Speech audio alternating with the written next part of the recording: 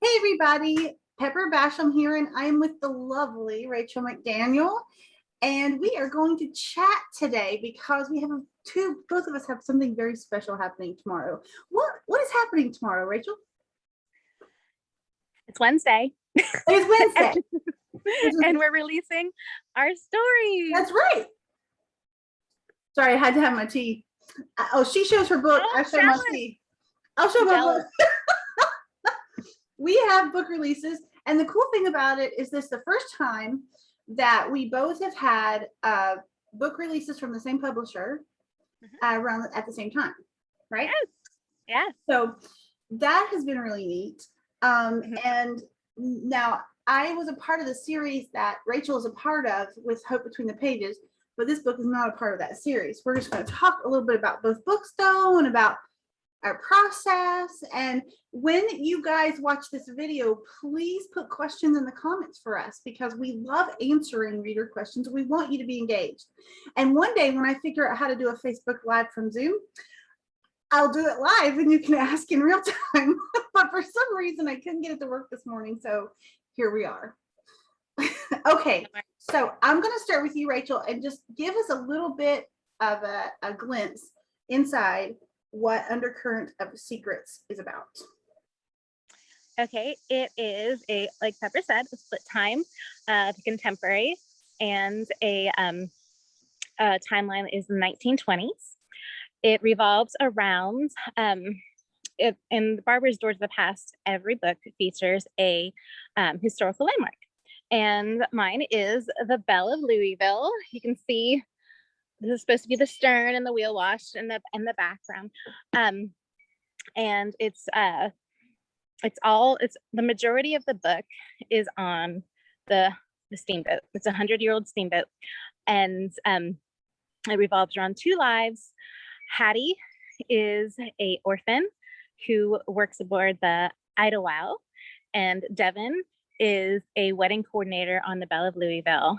And a mysterious, handsome stranger shows up in the form of Chase Jones, who has a picture from, actually a torn picture from the 1920s, and he wants to know more about it. And so Devin's vintage loving soul can't resist that. So she embarks on an adventure, a journey to find out all she can about the picture.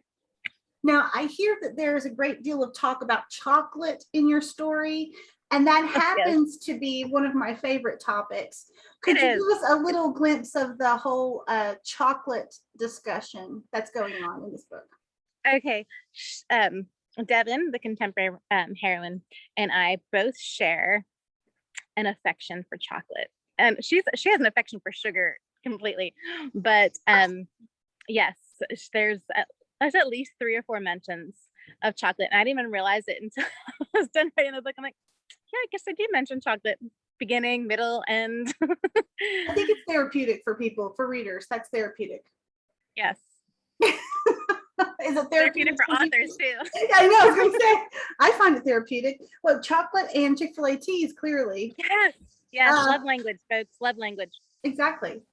So, okay, so it takes place in 1920 in present day, aboard as the Belle of St. Louis, right? Yeah, Belle of Louisville, yeah. Yeah, Belle of Louisville, St. Louis. The Belle of Louisville, and the cool thing about Split Time, as many of you know who read Split Time, is that you have this wonderful historical and contemporary timeline, and they're linked most of the time. I think some of the best Split Times have this linking that happens between the two stories. And so, okay, so I've asked you a few questions. I haven't given you a chance to ask a question, but really quickly, we've talked about this. We both were starting to write the Split Time for the first time. Did you have a timeline you enjoyed more than the other? Or did you feel like they both had you enjoyed both the same? Writing both the same? You know, when I first started, I thought for sure I would gravitate toward the historical, just because my other stories, me and my historical soul. So I thought for sure I would tolerate the contemporary and and adore the historical, but I really, really loved both. I had a lot of fun. This is the first time I've ever been able to incorporate like, relevant pop culture, and just different things, and not have to worry about a word that wasn't said in the 1920s, or Right, have to look and right. see when something was, paper straws and things like that. I was just like, I can just write and do banter and just have my way. So Exactly. it was freeing. I didn't have to consult Google every 5 seconds, but um, so that it was actually, I was surprised myself how much I really loved writing contemporary as well. So I don't think I have a favorite timeline in this one. It was surprising. I thought I would for sure. No, well, that's a neat thing, and it'll come through in your story too. Is where when you fall in love with both, I Yeah. think that love for an author, when an author falls in love with both, it comes through in their writing. So I think readers are definitely feeling your love for your story because the reviews have been amazing. So that is very encouraging. Yes, very much so. It's a lot better than I didn't fall asleep, and I didn't hate it. Right. Success, making it to the end, that's a big deal. Sometimes that is the goal, is just making it there, right? Yeah. Yes. That's true. And this is the first book I ever wrote when I was on a deadline. Like all my other ones, they were written before I had the contract. And so I was just waiting for the edits to come back. This is the one where I actually had to have it done. And it's like I had 6 months. I didn't know anything about steamboats at all. So I had to learn like the mechanical workings because Hattie's like Miss Steamboat. So I had to learn all that. And then I had to write a time slip, which I'd never done before, and it was during COVID. And it's just like everything was against me, and first person, which I've never written before. And what do you think about whenever you were writing for first person? Did you like it? Oh yeah, I liked it. I don't know that I would want to do it all the time, but it feels for me, and if this makes sense, it feels for me there are certain characters that need first person, and there are certain characters that don't. That's how I felt when I was writing it. And I'd written one of the first contemporary books I ever wrote was in first person, but a long time ago that no one will ever see. But it fit that character. For some reason, it needed to be that way. So I don't know that that's something I want to do all the time, but it's certainly when you start doing it with a certain character, you're like, oh, I can't think of it any other way. This is Right. that was like for me. Mm-hmm. So yeah. No, that I totally agree with that, because it's just like I did the first person with Hattie and the third person with Devin, and I thought I would struggle with going back and forth, but I didn't. Like, so like you said, like Hattie is almost like she wanted you to be up close in her face, in her head, and Devin was chill with third person.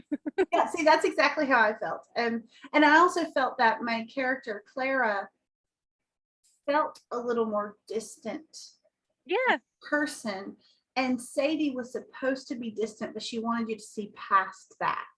She wanted you to get inside of her, to look into her, because Sadie wanted to be understood more, right? Because she was a servant, she's never supposed to talk, right? So yeah, it was really cool how that happens. Isn't that neat? I'm working on another book, and it's first person, and it's contemporary romance, and I'm like, I can't think of writing it any other way. I can't. That character needs to be written that way. So it's just really funny how that happens. Okay, so tomorrow Under Curtain Secrets comes out, and are you doing anything special? I'm hoping to get Chick-fil-A. See, I understand that. I'm keeping everything low key. Yeah, same. So start of the school year, start of jobs, work stuff, start of all the book release stuff. It just, there's not big things happening. I did purchase a container of edible chocolate chip cookie dough in the refrigerator. Yes, for tomorrow. That is, it's this big, and it's mine. And it's for release day on the top. For release day. That's amazing.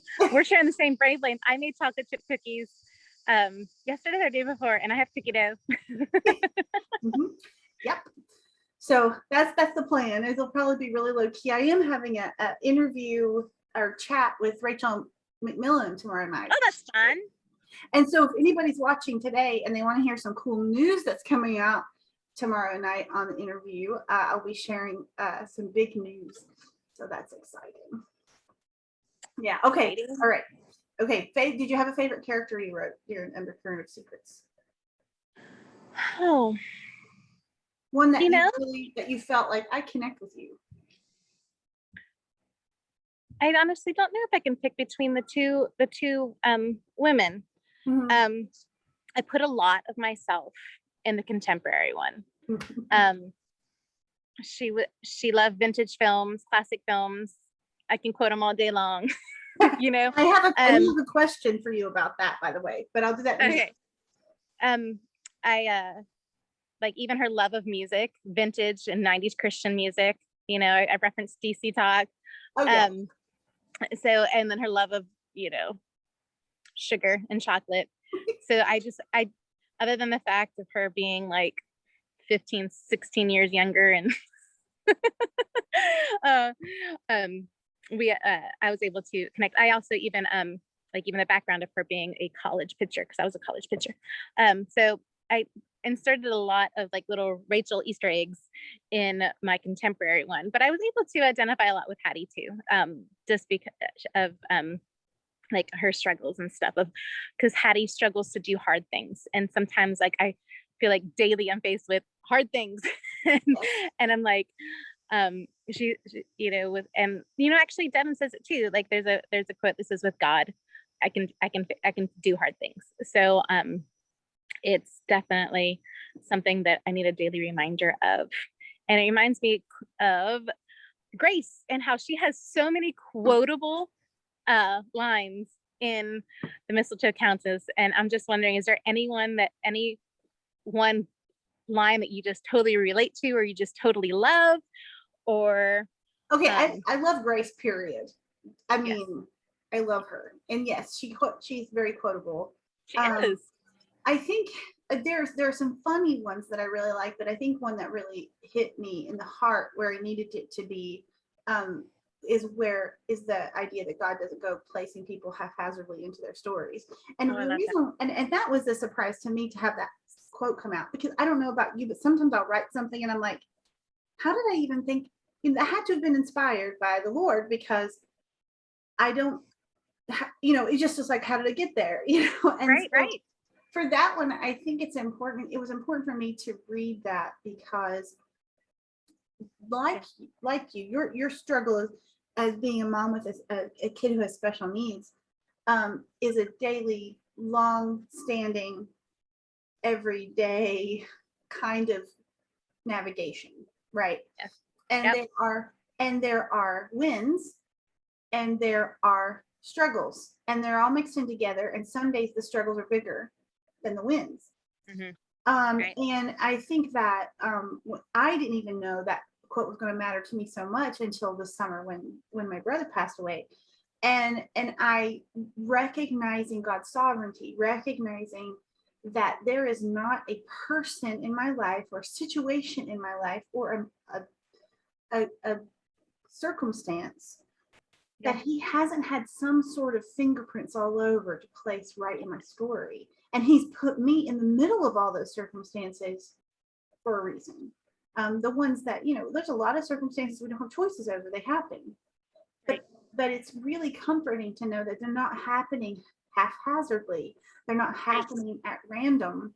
Of course, things happen where we suffer the consequences of our own choices, and that's what we get. Right. It's a choice, and it happens. But there are things that happen that we don't have control over, and knowing that he understands them and has placed them in our lives for a very specific reason. There's comfort in that, and so I think that quote, when I was going back through things and reading, and I'm like, oh, right, this moment, this situation, this pain, this struggle isn't random.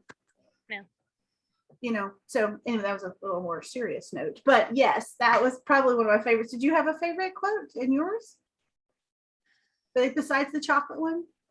Yeah, chocolate ones rule supreme. I think mine was like today.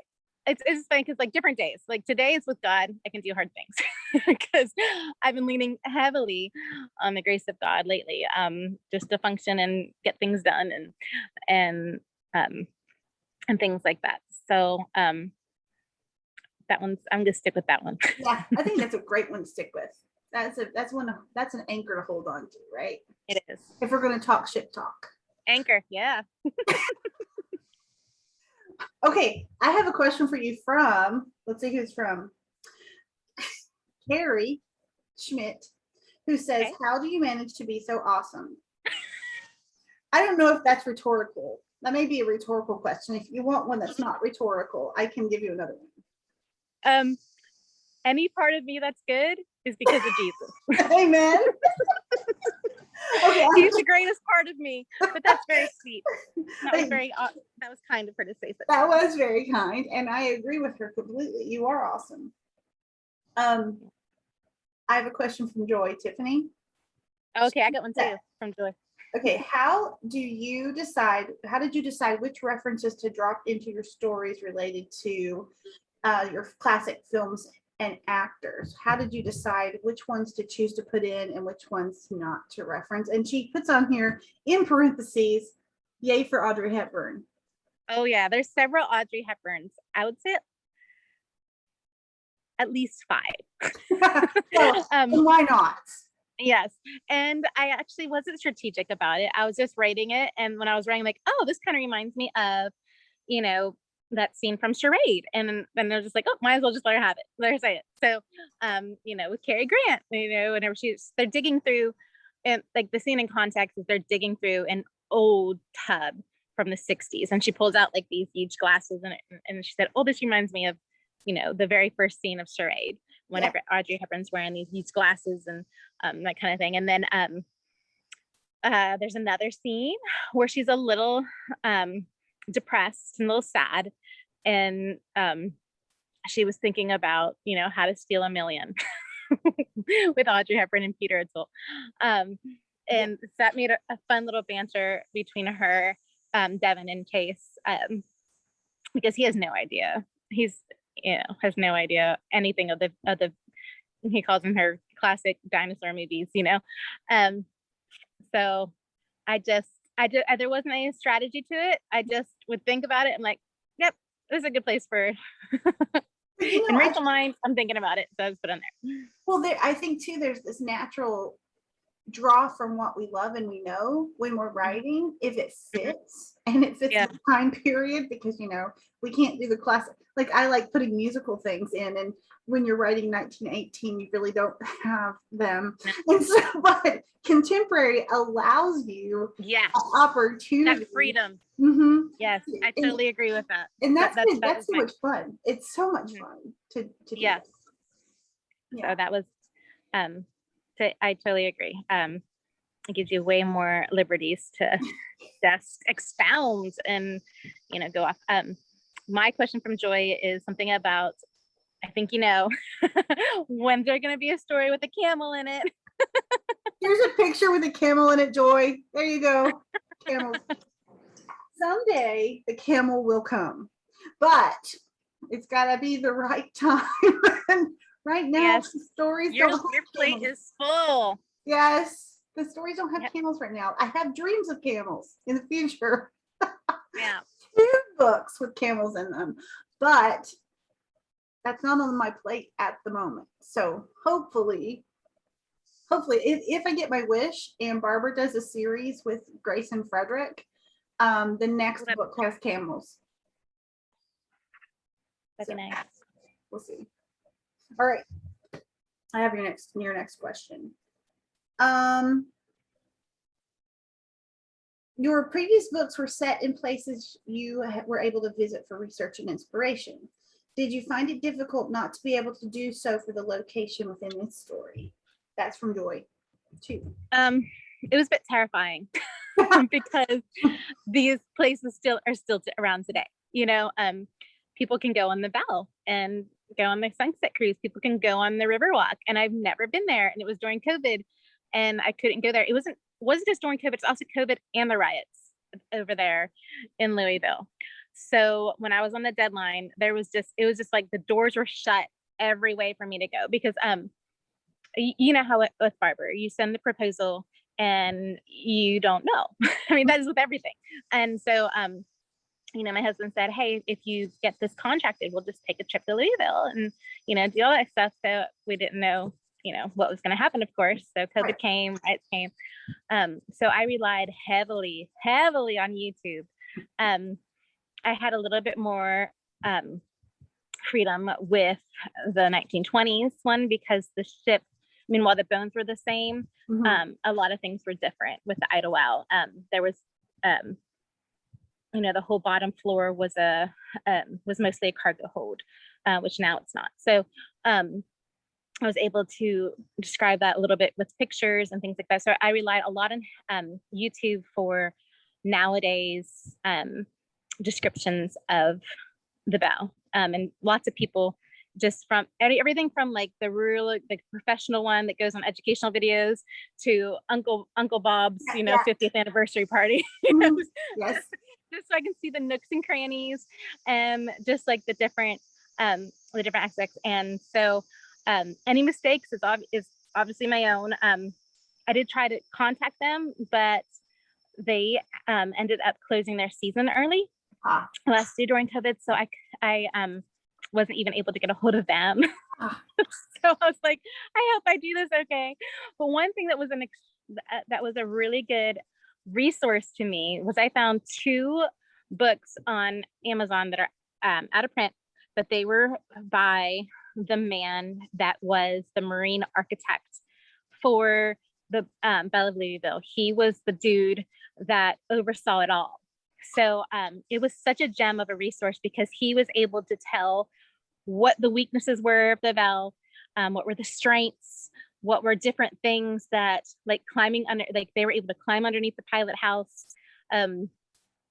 just things like that make it more personal instead of just like a YouTube.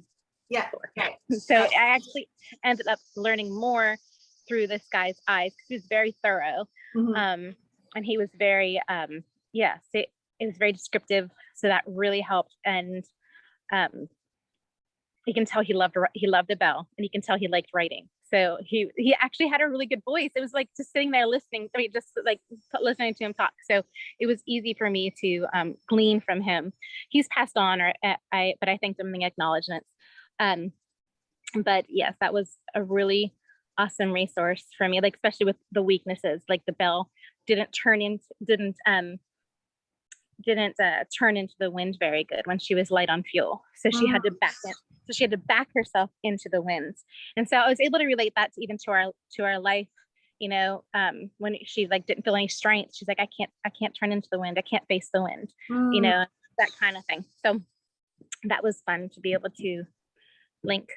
And I really wanted to give the Belle like character as if it like it was a character instead of just a setting. I wanted to give it like a personality in a way.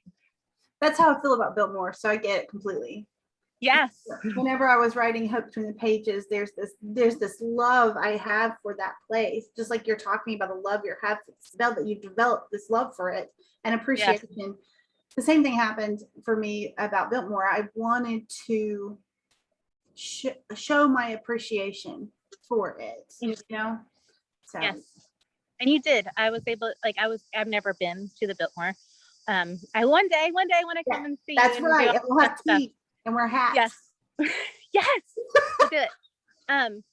But I was able to envision it all, especially the library. And it made me feel like I was in there, and surrounded by the books and the different levels and, and seeing Grace behind the curtain. And so yes. It was your love was definitely shining through. Yay.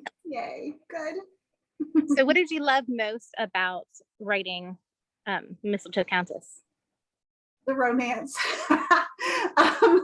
I mean, it's my most kissy book I think I have ever written, but they're married and they get married really, really early on in the story. So they can be that way. Right. But I think that it was one of the fastest books I wrote, but it took forever to get published. And Grace really was my favorite part of that, is my favorite part of that story. Now, Frederick sparkles. yeah, she just really took over. There would be things I would write that she would say that I wasn't even prepared for. And I'm like going, okay, we're going to go there. So, but Yes. I think something that was very sweet that was unexpected when I was writing it was the way they match. And I didn't expect them to match so sweetly. Right. So yeah, I know Grace was my favorite part just because she's so vibrant and she's so unique. In my opinion, she's so unique in the way that she perceives the world. And I was telling Nicole from the Unending TBR podcast that she does how much, and I was telling Alyssa Peppa is that how you say her last name? This too, because they were interviewing me together. How her perspective convicted me because she sees the good in things. Yes. And isn't yes. Yeah, and even when she's faced with mean people, she finds a way to go, okay, I must be in their life for a reason. So what do I need to do about it? And that was, for me, I know it sounds weird. And when readers hear us talk about this, they're like, but don't you know what your character's going to do? And you really don't. No. It just comes out and you go back and you revisit it and you're like, first of all, you're like, did I write this? Yeah. I write this? It's so weird. Exactly. And so I think for me, reading her was a good reminder to me that if I truly believe I'm loved by God, if I truly believe that my life is held securely in his hands and that I am loved more lavishly than I can ever imagine, if I truly believe that to my core, mean people shouldn't shake me too hard because I'm secure in his love. Situations that are tough shouldn't, they do because I'm human, but but that perspective should be like you were talking about, an anchor. That's like, all right, well, you're having a hard time, so I'm in your life for a reason. What can I do about that? I mean, that perspective was just convicting for me as a Christian, looking at how I view circumstances and how I view people who are more difficult to love. So anyway, that's a good point. No, I love that you brought that up because I was thinking the same thing about her goodness and the wholesomeness about her. And like right now, with everything going on, there can be an easy tendency to get cynical. And she's not. And it is, that's one thing I do love about fiction, and especially Christian fiction, is that you can absorb these fresh perspectives and apply it like a filter to your life. I probably will never have a valet. There's a valet or valet? It's valet. It's valet. Yes. I'll probably never have a valet that I could climb up on. Who needs what? Yeah, what is that quote? Who needs luck? I have a valet. Is that it? Right. But she's able to find humor, especially whenever Frederick gets himself in some trouble, Yes. and another serious trouble. She says something and it's hilarious. And it's just like, it's also, I don't know, it's just refreshing because sometimes like when you get so thick in circumstances, it's so hard to find any humor, so hard to find any good points at all, anything to be thankfulness, and the Bible's so clear on having a heart of thankfulness in every situation. And it's tough. It's tough. It is. And I think about that particular situation in that story, and I think her ability, okay, I've not thought about this before, but I wonder if because she's so secure, whenever Elliot's like, aren't you afraid you're gonna die? And she's like, well, sure, but let's not have it happen at the very beginning without putting up a good try, but it's like the mindset is, okay, if we do, we do, but let's move forward, right? Let's try our best, and that perspective again just comes from that security of who she is, her identity. I think that's the big thing of this book, is Yeah. her identity is so secure in her faith. And it's not even overt. I mean, there's not a lot of overt talking about that. But the way she lives, she Yeah. lives as if she's so secure. Okay, I'll live well, I'll love well, and I'll die well. God's got Yeah. it regardless. You know? There is a confidence. There's a confidence about her, not a pride, but there's like this. There is this confidence that exudes from her, and it's refreshing, and it's just fun, and it's empowering. And mixed with naivete, which is really funny. I mean, she's got this confidence, but she's got all this not real world knowledge. That's really funny. Okay. I want to know if there's a particular secondary character that you wrote that you liked bringing to life. Okay. There's some in there that I really loved. I liked Face.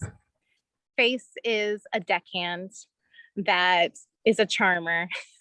That's why I say Face. Like on the boats, they rarely called each other by their names. Of course Hattie was that, but and there's a reason why, it's explained in the book.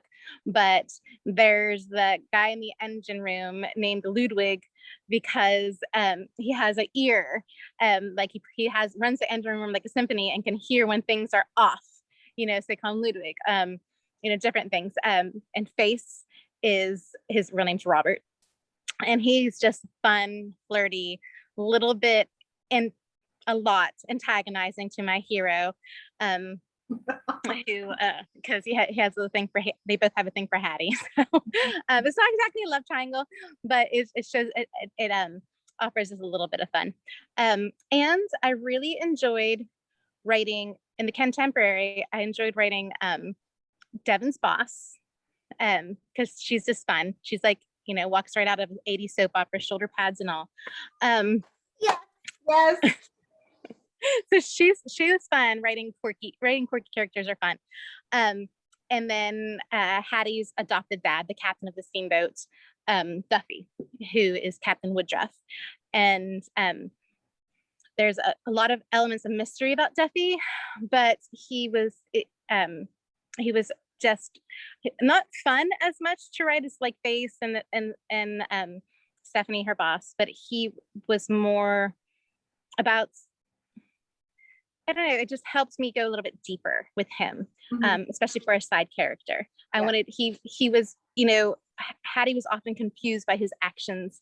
And so it was more lifelike for me, as, more realistic about how we interact with others and about how others' actions impact us. So especially with Hattie right now, his actions definitely impact her. Well, and then you get to go deeper because you're building relationship between the two of them. So automatically it makes it a deeper character, because whenever we write anything that's showing relationship, it's usually not a one-sided thing, because relationships require two people. And so that immediately draws character out of the other person as well. So that, I think that's really fun to get to do. It does. It helps, and it even helps you stretch as a writer to try to make things as authentic as possible. What about you? Favorite side character?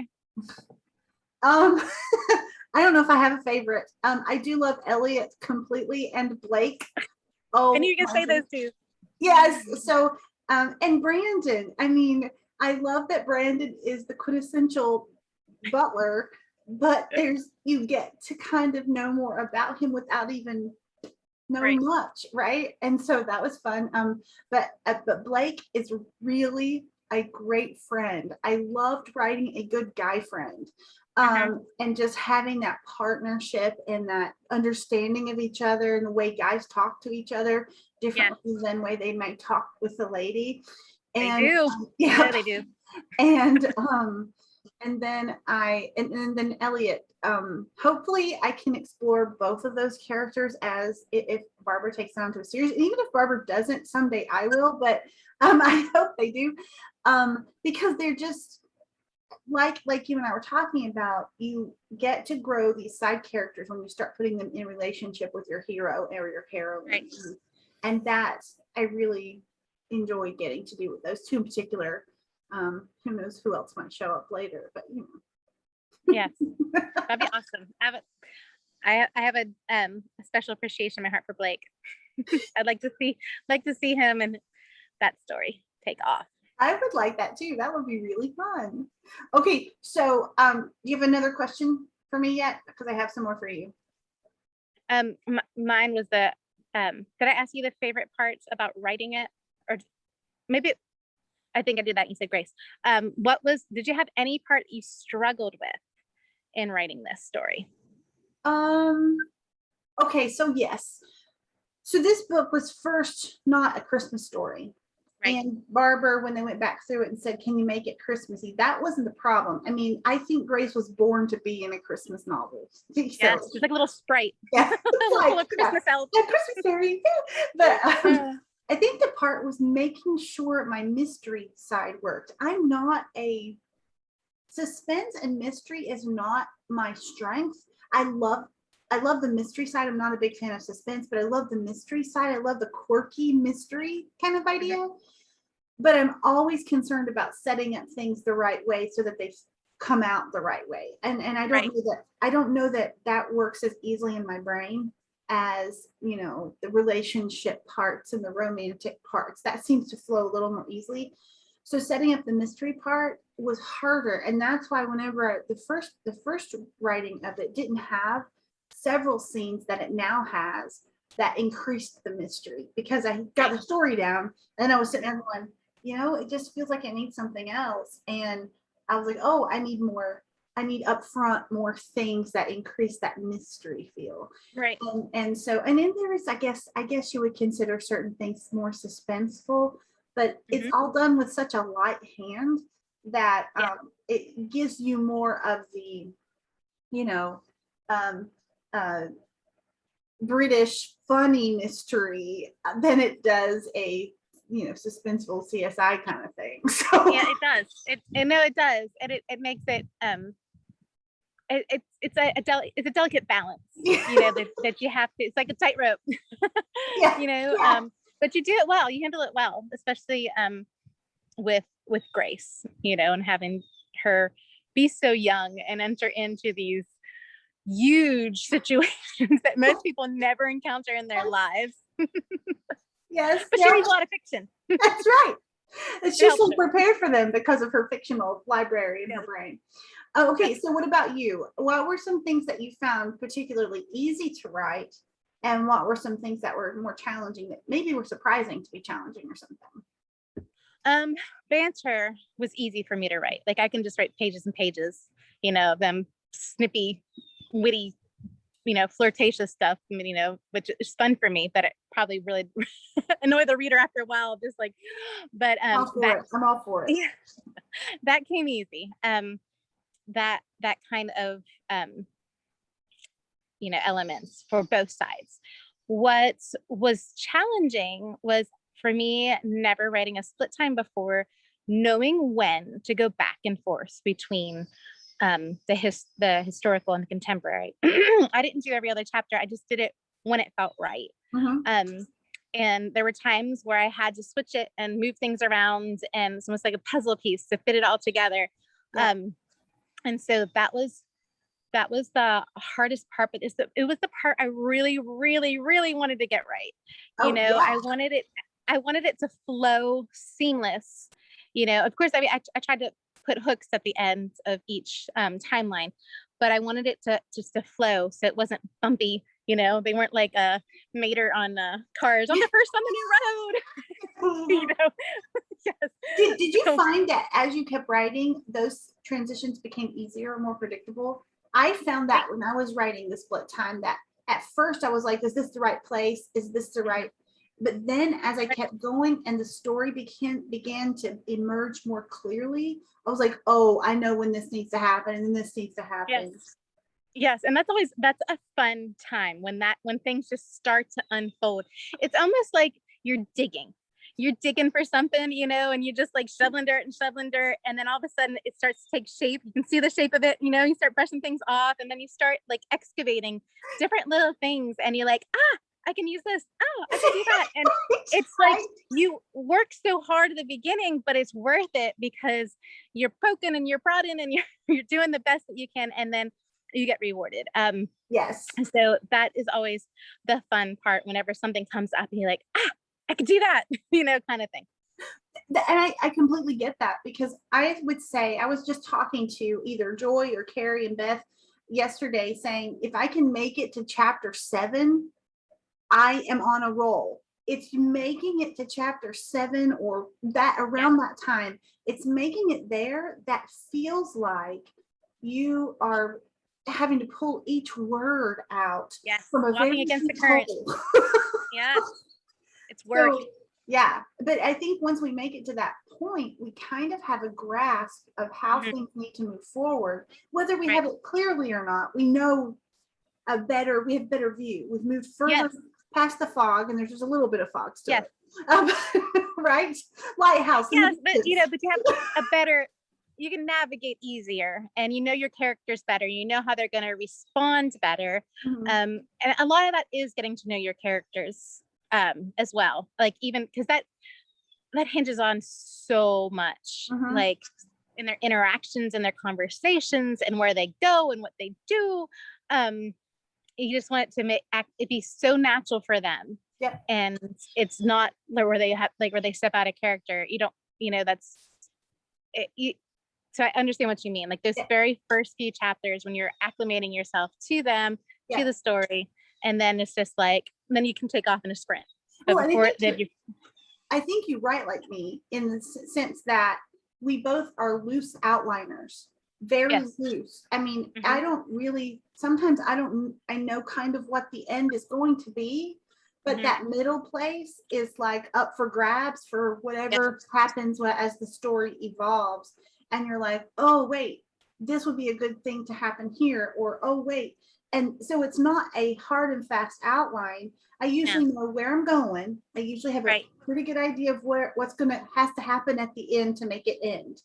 Yes. But there are plenty of times where I'm barely staying ahead of what's going to happen next. Right. Yes. Like you have your points, like how to get the point, but how to get to the point A to B to C, is up for interpretation. Exactly. It's just how they get there. And as long as you can get there, and sometimes that's intimidating, but it's other times it can be freeing. So I guess it just depends on where you're at in the story and things like that, and how motivated you are to write it. Well, because when you're on deadline, you have to be motivated. You got to do it, honey. Whether you want to or not, it's there, looming behind you.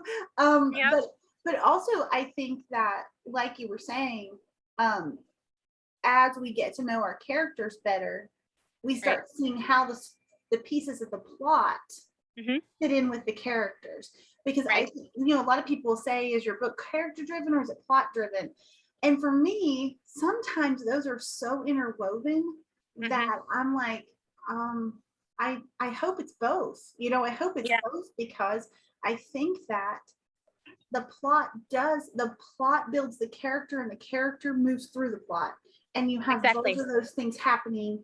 They're dependent on each other. Exactly. No, I do think there are some. I can think about a few of my stories that I feel were the plot took a much higher move through the story than the characters did. The characters didn't always make their own choices. The plot made it for them. And so there are times when I can see that, but I hope that most of the time you're having this blend of the two, complementing each other. So, I totally agree with that, because they definitely hinge off of each other. And and then whenever one's out of balance, it's very easy to spot, and gives us kind of a reader hiccup. Right. Okay, so quick question. Is there one thing that readers who haven't read Undercurrent of Secret, is there one little teaser you want to give them to look for while they're reading? Anything that might be a nice little, when you get to this part, I can't wait to hear what you think of this book. Something like that. Oh, is there a certain part you say, look for the part that has the the lost wheel, or look for the part that has the, in my case, I always want to hear what people think when I get to the umbrella dress part. I want to know what they think when they get to the umbrella dress part, because that's one of my favorite parts. Now, I don't give away what that is, but they know what it is when they read it. So what would be something that you could kind of say, okay, when you get to this part, I'd love to hear what you think? I would probably say when they get to the part where there's a DJ. It's obviously contemporary. Yes, okay. There's a DJ involved. DJ involved. So readers, when you get to the parts about the DJ, and those who've already read Undercurrent of Secrets, leave your comments without spoilers about what you thought about the DJ part, because it'd be so much fun to join in with some conversation about it. And for my umbrella dress part, you can leave comments too without without giving spoilers. I mean, there's so many parts that I absolutely adore in that story, but that one is probably there's just so many like good spots in that one. So many quotable things and so many relatable things. As a bookworm, you know, you can relate to Grace's, you know, fiction loving heart, you know, because it's just like, and even I go through this a lot being, you know, bookworm, that I would see things like, oh, that reminds me of this. And you can't really share it with anyone else because they haven't read it, you know, your family or whatever. And you're like, this is so this. Oh, so right. So Grace and I would get along. Oh, yeah, I think she would have a lot of friends in the book world. She would. So okay, so what do you have any plans book-wise working forward right now? I'm working on two. I'm working on a 1920s mystery. It's a little bit heavier, and it's about a socialite whose husband is killed, murdered. And, a socialite. Okay. Oh, sorry, a socialite, and her husband is killed. They find out that there's foul play, and she moonlights as a barnstormer. In the 1920s is the only era, pretty much, where barnstorming, which is, if people don't know the term, it's flying an airplane in crazy antics. And the reason why they call it a barn is because most of it took place in fields. And people would come and they'd pay like a cover fee, and they would watch these people do daring acts, walk on wings, do crazy stuff, and not get killed. Although most of them probably came to see if they would get killed. But it's it was fun to explore because the 1920s is the only era where they had free reign. Towards the end of 1920s, early 1930s, the government got involved and put regulations on it. So it just really fizzled out. But she walks on the wings. She does like crazy things. But her biggest performance is going undercover and investigating these towns that are linked to her husband's disappearance. So kill it. That sounds amazing. Okay, I'm so excited about that. Okay, what's the second one you're working on? Well, I have a release in February, The Mobster's Daughter, and that one's a little bit more serious tone as well. It's a forbidden romance trope, and she's the daughter. She's the mobster's daughter. Yes. And she actually, I didn't even realize it, but she actually goes undercover because she's in Pittsburgh and people know the name Savastano. And so she actually has to assume a false identity while because her dad disappeared. And the hero is the son of the police commissioner that her father allegedly killed. So yes. And so when threats arise to her, he gets hired to protect her, and she knows exactly who he is, but he has no idea that she's the daughter of his rival. So it's a little bit heavier, but it's fun. So it's February. It involves radio, because the very first radio station ever in the entire world was in Pittsburgh, and so she works at KDKA, and as a as a musician. So How neat. Oh, that is so exciting. You do a lot of what I love about your historicals, well, about any of your books, because I know the Split Time has contemporary in it too, but what I love is that you like to take unique things and place them into your stories. I mean, wing walking and the first radio, and it's just really neat for us as readers to explore things that we don't know about and get to have that experience. Very exciting. So February. I try to like vary, because people most when they think of 1920s, they think of flappers and bootleggers and stuff like that. So while the mobster's daughter, he is a bootlegger, I try to just steer from the main path to give a little glimpse of what else was going on during that era. So we'll see. In February, The Mobster's Daughter comes out. Is that with Barber? No, I'm actually self-publishing that one. Way to go. First time, right? Yeah. That's so cool. All right. So February is The Mobster's Daughter, and then you'll be shopping the next book. Yeah, I have to get it written, but yeah. The writing part happens, right? So yeah.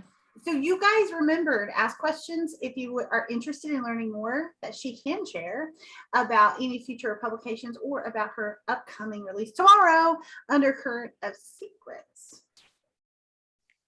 Anything else? No, except what's next for you. Are you allowed to say? Yeah, I can say.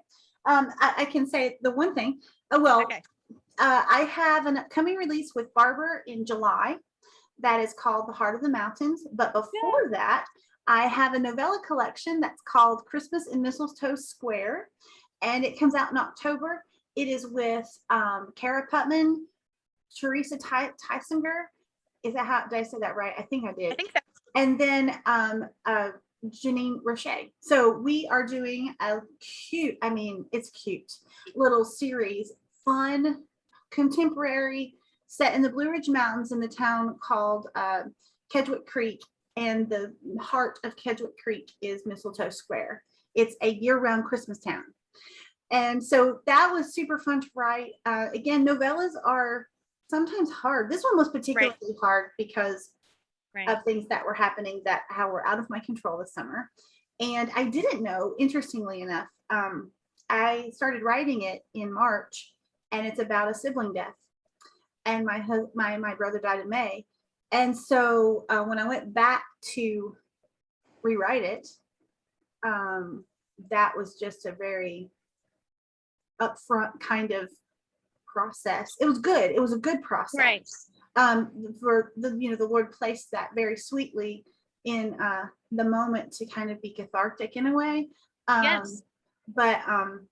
But yeah, so I started writing it with that in mind before the events of May. And so when I started back into it in June, and started over in June, there was just this sweetness and hard at the same time. Getting back into writing right now has been kind of pulling your brain back into creativity out of a sluggish space. It is tough to get into that zone when there's so much crazy going on. There's a lot of crazy going on everywhere right now. Sometimes you need that, to detach, to unplug, and to give yourself, and that's why I started writing anyways, because I needed that escape from reality, escape from the drama, but like you said, there can also be a healing that takes place, and a process that's better than you can pay any therapist, because it's internal, and you're working through it, and you're actually bleeding in some of your own emotions on page. I'm sure a lot of that comes out in your novella of your heart. Yeah. So it is very therapeutic, and readers respond because we're human, and we all have that internal about us, right, that emotional tug. Yeah, so even though it has a hard storyline, it's very lighthearted. And I think that, I guess it would be similar to the Mistletoe Countess in the fact that there are some pretty intense things happening, but everything's handled with a light hand. And so the same thing is true for the novella. My novella is called The Christmas Clue to Finding You, Scavenger Hunt Christmas scavenger hunt. So there's that. And then My Heart Belongs on the Blue Ridge is the sequel to Laurel's Dream. Yes, I'm hoping I can do it justice. I'm still in the writing process of that, and I haven't made it to chapter 7, so I'm still feeling that ache of You got this. Yeah, and Yeah. I do, but just as a reminder, I am making an announcement tomorrow night with Rachel McMillan, which is a really big, fun announcement that I can't wait to share, and finally getting to share it is super Amen. fun. I know you already know, so you can celebrate with me, but but that will tell a little bit more about some future book stuff going on. Yeah. Okay. So hold up your cover. You guys, Undercurrent of Secrets comes out tomorrow with Barber. Mistletoe Countess comes out tomorrow with Barber. We're the Barbettes. That's right. We're the Barbettes. So if you are looking for some fun books with fun romance, good history, and contemporary banter and fun, well, historical banter too, right? Right. We All got the banter. That's right, all the banter. We got 2 books that you will enjoy reading, hopefully, and look for other things within the Barber series, because the Barber's Doors to the Past series continues to have dual timeline books coming out in that series, so you'll definitely want to check those out. The first one was by Allison Pittman. I did the second one. Kimberly Woodhouse did the third, and yours is the fourth, right? Yep. And Rachel's is the fourth, and there are more coming in that series. So if you are a Split Time fan, you got a lot of good things to look forward to. So, all right, you guys have a great day. Thank you for joining us. Leave your comments or questions in the section in the section below, and we're so thankful for you that you would stop by, visit us, and enjoy reading our stories. Yes. So, see ya. Bye.